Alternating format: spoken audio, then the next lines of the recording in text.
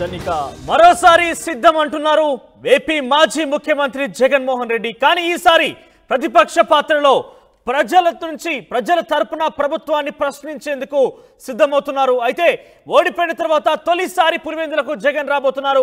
2022న సొంత నియోజకవర్గానికి జగన్ వెళ్ళబోతున్నారు. 5 రోజుల పాటు అక్కడే మకాం ఉండబోతోంది. అయితే పులివెందుల్లోనే ఆయన మకాం ఉండబోతోంది.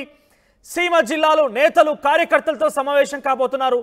అధైర్యపడకండి, అండగా ఉంటారని భరోసా ఇచ్చే ప్రయత్నం జగన్మోహన్ రెడ్డి చేయబోతున్నారు. ప్రభుత్వ వైఫల్యాలను ఎప్పటికప్పుడు ఎండగట్టేలా ప్రజల్లోనే ఉండేందుకు ప్లాన్ చేస్తున్నారు. మరోసారి జగన్మోహన్ రెడ్డి సిద్ధం అవబోతున్నారు. సిద్ధం అంటూ మరోసారి ప్రజల ముందుకు రాబోతున్నారు. కానీ ఈసారి ప్రతిపక్ష నాయకుడి హోదాలో ఆయన ప్రతిపక్షంలో ఉంటూ ఎన్డీఏ కూటమి ప్రభుత్వం పైన ప్రజల తరపున ప్రశ్నలు సంధించబోతున్నారు. ప్రజల తరపున ఆయన మాట్లాడబోతున్నట్టుగా తెలుస్తోంది.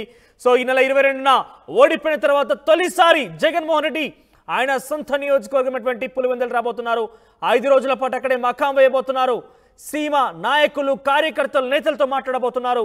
ఎవరిని కూడా అధైర్యపడకండి, మీకు నేను అండగా ఉంటానంటూ ధైర్యం చెప్పే ప్రయత్నం చేస్తున్నారు. ఒకసారి మాట్లాడదాం. ఇదే అంశానికి సంబంధించి మా ప్రతినిధి కృష్ణమోహన్ లైన్లో సిద్ధంగా ఉన్నారు. కృష్ణమోహన్, సో ఓడిపోయిన తర్వాత మొదటిసారిగా పులివెందులు అడుగు పెట్టబోతున్నారు జగన్మోహన్ రెడ్డి. సో కొంత రూట్ మార్చినట్టుగా తెలుస్తోంది. వాటి కార్యకర్తలతో మమేకమవుతూ కార్యకర్తలతో సందేహాలు, వాళ్ళ యొక్క ధైర్యం కూడా చెప్తున్నారు. ప్రభుత్వం మీద పోరాటేందుకు మరోసారి సిద్ధం అంటున్నారు. సో అప్డేట్స్ ఏంటి? ఏ రకంగా ప్రణాళికలు రూపొందించి ఉంటారు జగన్మోహన్ రెడ్డి?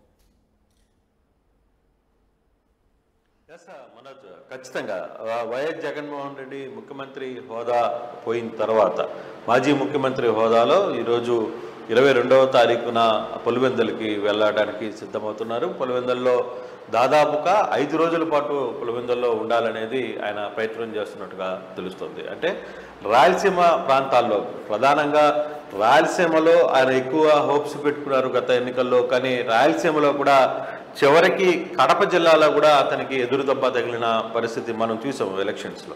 సో ఈ నేపథ్యంలోనే ఇక రాయలసీమ నేతలతో, రాయలసీమ కార్యకర్తలతో మాట్లాడాలి, ముందుగా వాళ్ళ దగ్గరికి వెళ్లాల్సిన పరిస్థితి ఉంది అనేది డిసైడ్ చేసుకున్నట్టుగా ఉన్నారు. అందుకోసమే 22 నుంచి పులివెందులకి చేరుతారు. 22 ఉదయం పులివెందులకి వెళ్తారు. పులివెందుల తర్వాత అక్కడ 5 రోజుల పాటు అక్కడే ఉండబోతున్నారు. రాయలసీమ ప్రాంత నేతలందరితో కూడా చర్చించబోతున్నారు. ఒక్కొక్క రోజు ఒక్కొక్క నియోజకవర్గానికి సంబంధించిన నేతలు, కార్యకర్తలతో ఆయన భేటీ కాబోతున్నారు అనేది చాలా స్పష్టంగా అర్థమవుతుంది. అయితే ఈ అంశాలు ఎంతవరకు జరుగుతాయి అంటే ఈ భేటీలో ఆయన ఏం మాట్లాడబోతున్నారు? నిజంగానే కార్యకర్తలు చెప్పేది వినబోతున్నారా? వినే ప్రయత్నం చేస్తారా? కార్యకర్తలు వాళ్ళ గోడుని వెలగొట్టుకోవడానికి ఇప్పుడు కూడా ఇంటి దగ్గరికి వస్తున్నారు.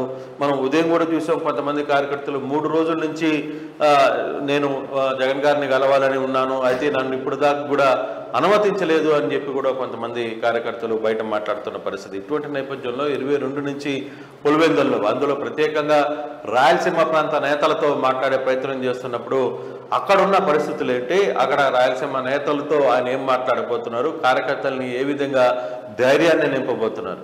మరోవైపు కూటమి చేసే ప్రయత్నాలు ఏవైతే ఉన్నాయో, కూటమిలో ప్రతిపక్ష పాత్ర హోదా కూడా రాకపోవడంతో ఈసారి తన రూట్ ఏ విధంగా ఉండబోతుంది అంటే ప్రతిపక్షాన్ని, అధికార పక్షాన్ని నిలదీసే, కూటమిని నిలదీసే దానికి ఎత్తులు ఏమన్నా అయిపోతున్నారా? ఆయన అక్కడ జరగబోతున్న పరిస్థితులు ఏంటి, అక్కడ నిజంగానే కార్యకర్తలకి సంబంధించిన ఇష్యూస్ని తన పార్టీ క్యాడర్ని ఎంతవరకు కాపాడుకునే ప్రయత్నం చేస్తారు. అంటే ఇప్పటి వరకు ఆయన చాలా క్లియర్గా చెప్తున్నారు, ఇంట్లో నుంచే కార్యకర్తలకి ధైర్యాన్ని ఇచ్చే ప్రయత్నం చేస్తున్నారు. నాయకులతో మాట్లాడారు, ఎమ్మెల్సీలతో మాట్లాడారు, ఎంపీలతో కూడా మాట్లాడిన పరిస్థితి. అయితే ఇప్పుడు కార్యకర్తల దగ్గరికి నేరుగా వెళ్తున్నారు. అందులో మొదటిసారిగా ఓడిపోయిన తర్వాత మొదటిసారిగా అక్కడికి వెళ్తున్న నేపథ్యంలో సో పరిస్థితులు ఎలా ఉంటాయి అనేది కూడా చూడాల్సిన నేపథ్యం అయితే కనపడుతుంది.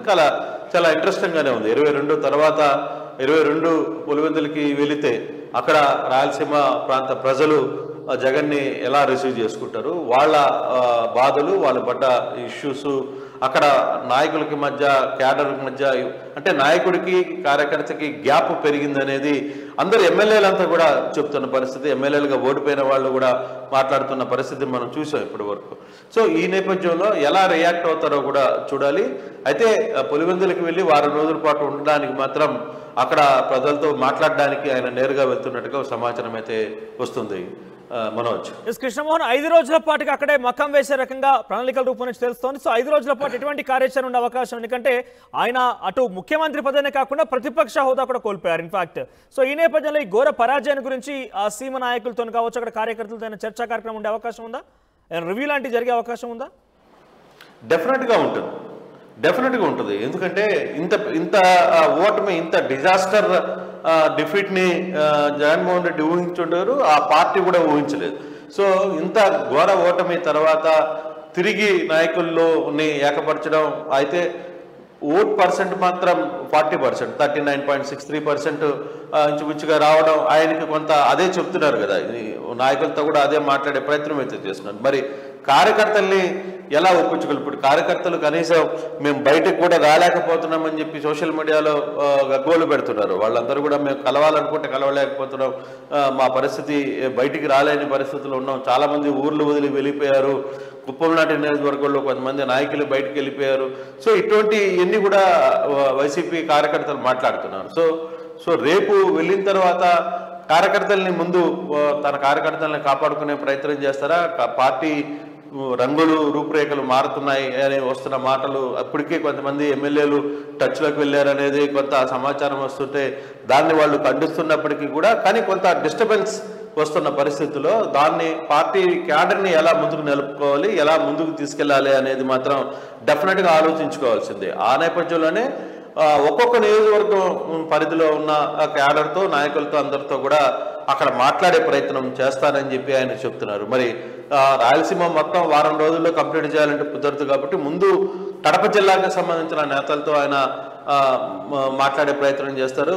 దాదాపుగా కడప పార్లమెంట్లో ఉన్న 7 సెగ్మెంట్స్లో దాదాపుగా 5 సెగ్మెంట్లు ఓడిపోయిన పరిస్థితి. సో ఇటువంటి పరిస్థితుల్లో ఎలా దానికి ముందుకు వెళ్ళాలి, ఎక్కడ డ్యామేజ్ జరిగింది, ఎందుకు కడప జిల్లాలో కూడా ఇంత ఓటమి గురి కావాల్సిన పరిస్థితి ఎందుకు వచ్చింది, ఇవన్నీ అంశాలు కూడా మాట్లాడే ప్రయత్నం అయితే చేయబోతున్నారు. ఇది నేతలందరినీ కూడా కూర్చోబెట్టి రేపు ఎటువంటి హామీ ఇవ్వబోతున్నారు, ఏ విధంగా ఆయన ఆ కార్యాచరణ జరగబోతుంది అనేది వేచి చూడాల్సిన పరిస్థితి ఉంది.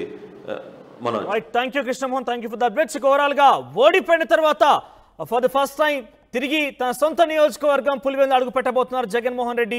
ఇందులో 22 తేదీన సొంత నియోజకవర్గానికి జగన్ వెళ్ళబోతున్నారు. సుమారుగా 5 రోజుల పాటు అక్కడే మకాం వేయబోతున్నారు. కార్యకర్తలు, నాయకులతో ఆయన భేటీ కాబోతున్నారు.